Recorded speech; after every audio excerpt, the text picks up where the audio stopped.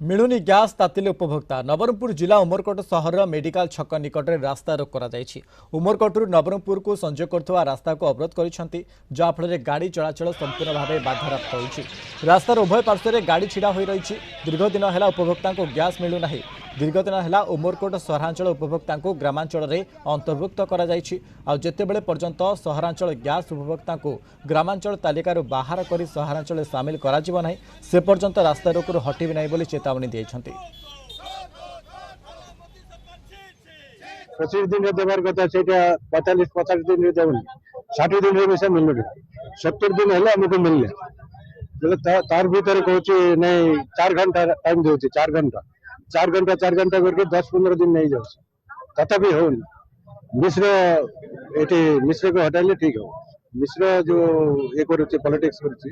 तारे पछे नहीं हो सीएसओ सप्लाई वाला सागर कथा होइतिलु सेमाने हमको आश्वासन देइतिले आज 10टा समय गैस ऑफिस रे आसीकिना आलोचना करी समस्यार समाधान करू बोली किंतु आमे 10टा रोड रे आसीकिना बसछु वर्तमान ऑफिसर कोनोसी गोटे सरकारी ऑफिसर आसी नांती हम सहित आलोचना करू नांती।